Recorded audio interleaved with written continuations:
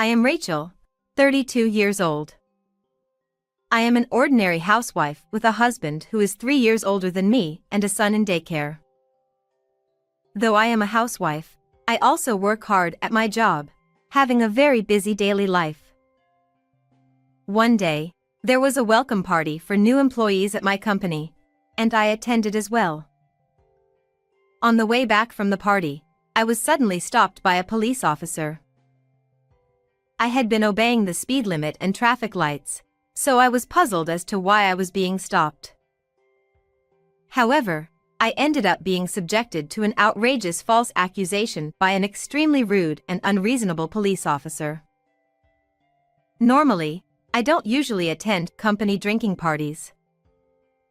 There are various reasons for this, but the fact that I still have a small child and the fact that I can't even handle a drop of alcohol are major factors.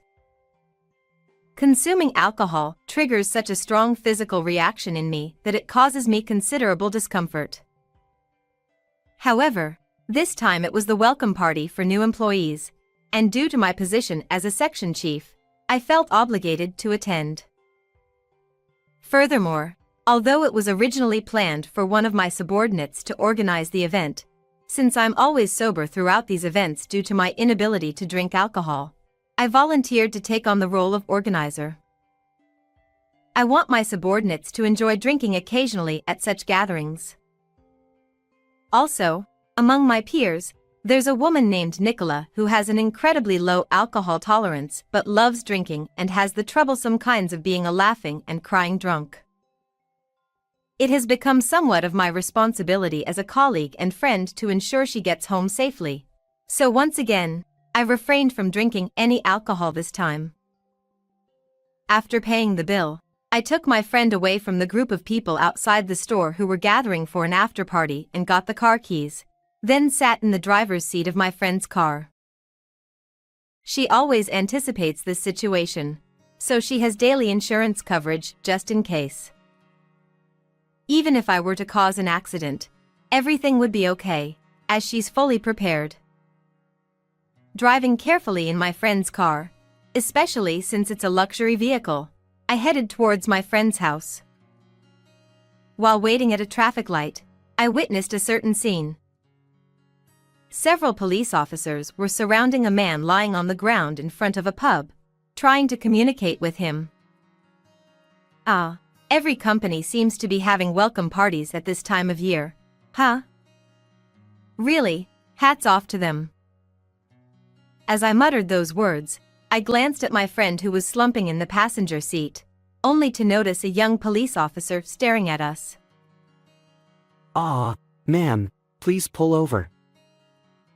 The moment I catched his eye, he called out to us.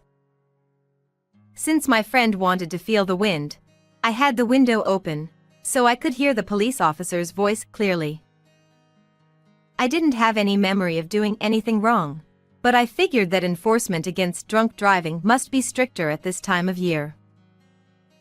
As it turned out, that was indeed the case. A young male officer approached us with a drawn-out tone. As part of the campaign against drunk driving this month, I had to stop and talk to you. Given that my friend in the passenger seat seemed off, he decided to talk to us. Additionally, as part of the campaign against drunk driving, the officer mentioned conducting an alcohol test just to be sure. This was all expected, and since I hadn't consumed a drop of alcohol, I agreed to the test. However, at this point, an unexpected event occurred. Yeah, you there. Blow into this device. The young officer who had looked at my test result with a puzzled expression suddenly turned to my friend and told her to blow into the breathalyzer. My friend wasn't the one driving, and it was obvious that she was drunk. There was no reason for her to be tested, yet I couldn't understand why the officer insisted on it. Moreover, this was the first time I had experienced something like this, so I could only watch in astonishment as the young officer interacted with my friend. Without understanding the situation, my friend, who was completely out of focus, obediently blew into the device, resulting in a reading of over 0.25 milligrams on the breathalyzer, as expected. Upon seeing the result, the officer looked at me with a smirk and said, "Ah, this is drunk driving. Your license will be suspended. Understand?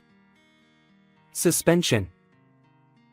The officer insisted that the breathalyzer result of my friend, who was sitting in the passenger seat, was mine and accused me of drunk driving. Of course I couldn't accept such an outrageous accusation and asserted that I hadn't been drinking. However, the young officer raised the corner of his eye and said, "You're being noisy. If you refuse to follow police instructions, I'll arrest you for obstructing official duties on the spot." He threatened me. Thinking that such behavior shouldn't be tolerated, I protested vehemently. And then, as the young officer and I were futilely arguing about whether I had been drinking or not, someone who seemed to be the young officer's superior arrived, perhaps sensing that something was amiss. "What's going on here?" Upon hearing the supervisor's words, the young officer's expression got soured, and he reported that I was lying about not drinking and driving. The supervisor officer stared at my face intently and furrowed his brow. It was obvious. I hadn't been drinking, and, from my appearance, it was clear that I was sober. Indeed, the initial test result showed almost 0 milligrams. However, since the supervisor officer didn't witness the entire situation, he was at a loss for how to proceed and requested another test to be conducted in front of him. Just when I thought I would finally be released, the young officer, feeling that things weren't going his way, unbelievably claimed that my friend was carrying suspicious drugs. The reason for my friend's strange behavior, according to the young officer, wasn't due to intoxication but rather hallucinogenic effects. Not stopping there, he accused me of intending to harm my friend, casting unwarranted suspicion, and the situation spiraled out of control into a completely unexpected direction. Since my friend wouldn't do anything like that, and there was no evidence to support such a sudden accusation, it was painfully obvious that the young officer was just fabricating a lie out of thin air. However, in order to be thorough, the supervisor officer requested to inspect both my belongings and the inside of the car. Reluctantly, I agreed to undergo the inspection of my belongings. Then, the young officer discovered a bag containing a mysterious white powder peeking out from the side compartment of the car. The moment he saw it, he had a triumphant expression on his face. "This is definitely drugs," he exclaimed excitedly. Even the supervisor officer was pondering the situation. Honestly, since it belonged to my friend, I had no idea what it was, and she was still drunk, looking drowsy that her head was niddle-noddle. Moreover, because my friend was the owner of the car, without her permission, the police couldn't conduct an internal search. We were given the option to accompany the officers to the police station or, if we refused, they would request a search warrant. Furthermore, as the young officer loudly declared, "It's drugs," other officers who were dealing with a drunken man lying by the roadside also gathered, making the situation even more chaotic. Caught in a situation where nothing made sense anymore, the young officer began to make a fuss about arresting us on the spot. Feeling like things were getting out of control. "All right then. Shall we go to the police station?" I responded more calmly than I thought. Making a scene here won't solve anything, and I have a lot to say about the false accusation of drunk driving earlier. My friend was also being framed as a criminal, so I couldn't stay silent. Upon hearing this, the young officer looked surprised. "Ha!" He seemed to prefer arresting us on the spot, but given the circumstances, we were instructed by the supervisor officer to go to the police station for further examination and to provide detailed statements. As soon as we arrived at the police station, I underwent another alcohol test in the presence of many officers to prove my innocence. As expected, no alcohol was detected in my system, and it was concluded that I hadn't been driving under the influence. The young officer who had accused me was scolded by his supervisor for his behavior. As I sighed in relief, the young officer began to make excuses, such as the machine was broken or I didn't blow into the device correctly. In the end, he resorted to fabricating lies, such as accusing me of attempting to steal belongings from my intoxicated friend. The other officers seemed to understand that these were lies, but the young officer was too agitated and uncontrollable. We left the pub at 9:30 p.m., and it's already past 10 p.m. I told my husband that I would be home by 11 p.m., but it seems impossible now, and I'm starting to get frustrated. My friend was getting sober, noticing something's wrong, and was checking what's happening. We are innocent. Please apologize. I demanded an apology from the angry young officer. Are you threatening me? But he became defensive. At that moment, the anger I had been holding back surged over me. Enough is enough. My loud voice echoed through the police station, bringing a momentary silence. My friend also looked up in surprise at the sound of my voice. I rarely raise my voice like that, so it must have been startling for them. Even when my subordinates make big mistakes, I've never shouted like this before. But right now, there's no time for such thoughts. I was falsely accused of drunk driving and nearly arrested, and my friend was even suspected of using suspicious drugs, leading to the situation where we had to come to the police station late at night. It's all because of that unreasonable young officer who does nothing but lie. I can't stand the fact that someone like him abuses the power of the state as a police officer and acts so arrogantly. I strongly felt that he must be held accountable. Phew, it seems you're prepared. I won't hold back anymore. I stood in front of the young officer and asked, "What's your intention in trying to make a false charge against us?" He probably thought that since we're just two women and one of us was drunk, he could easily get away with making things up, right? But that's not going to happen. Then, the young police officer, perhaps defiant, responded boldly. I simply conducted the test as part of the Drunk Driving Prevention Month. The fact is, there were suspicious drugs. You're the one who caused a scene, so why should I be blamed for this?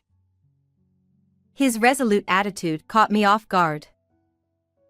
But I couldn't let myself be overpowered here, so I raised my voice just as much. Then why did you test my friend and lie that I was drinking after you realized I wasn't driving under the influence? Can you explain that thoroughly? My words caused a stir around us. The young officer, not willing to back down. Do you have any proof that I lied? He still continued denying everything. As I pondered how to recreate the situation. Our car has a dashcam that also records the interior. Could you check that, please? Nicola hesitantly spoke up. It turns out, she had invested in a high-quality dashcam for the luxury car.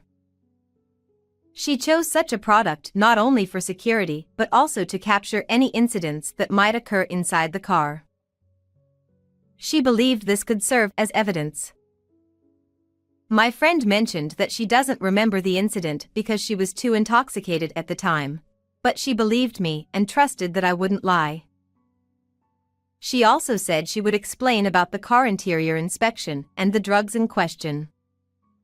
Although she was intoxicated until a while ago, this situation seemed to have sobered her up to some extent. The situation suddenly shifted, with the officers bustling around for inspections and whatnot. Then, the young officer exclaimed, Such heinous criminals should be arrested on the spot. Surely, even if he found himself in a disadvantageous situation, he must have felt he couldn't back down anymore. In response, I protested once again. Please tell me the reason for the arrest. What are the charges? Upon hearing that, the young officer stumbled over his words and fell silent. There wasn't a single reason they could arrest us. In such a situation, the only option left might be an on-the-spot arrest, but we weren't causing any trouble, and we were complying with the voluntary inspection. The other officers, who were beginning to realize that the young officer was lying, were trying to calm him down. We need to confirm the facts first. However, they were sending looks of either disbelief or coldness. The young officer started trembling and eventually burst into tears at that. Afterward, we underwent questioning and inspections at the police station for a while, and before we knew it, about an hour had passed. Thanks to my friend's cooperation, things proceeded smoothly. Regarding the white powder, it's just allergy medicine for hay fever. See, it's pollen season, right? I've always had severe allergic rhinitis, so I always carry it in my car or bag. My friend explained it that way. The name of the medicine's ingredients was printed small at the bottom of the bag, and just to be sure, we had it tested, but as expected, it came back negative. Since there was nothing suspicious found during the car search, and I was the one driving, we were able to completely prove our innocence. Regarding this, I received an apology from his supervisor. I sincerely apologize for the significant inconvenience caused on this occasion.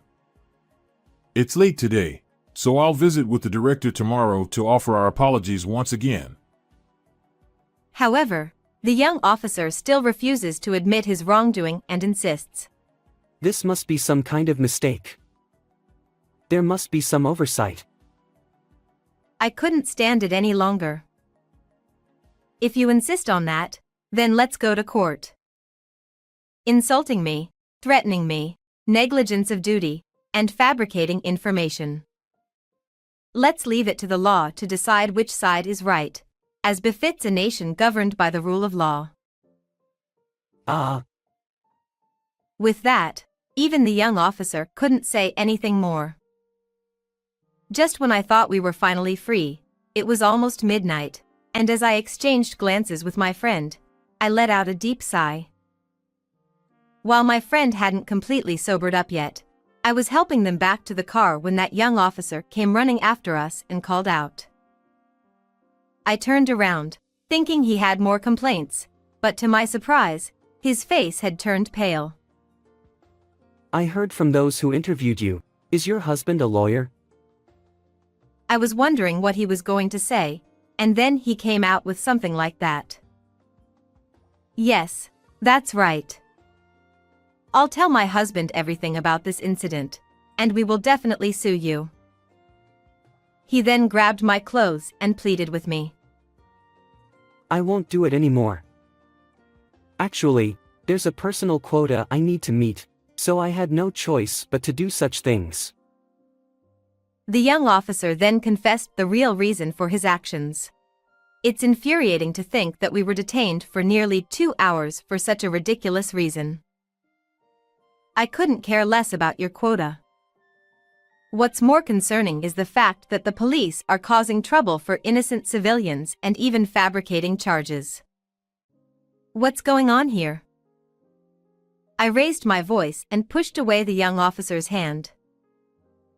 I thought I might be accused of obstructing official duties, but given the circumstances, the young officer, on the verge of tears, remained silent and looked down.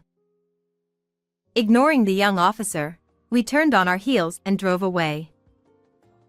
Afterward, senior officials from the police station came to apologize to us, but I made it clear that my intention to pursue legal action against that young officer hadn't changed.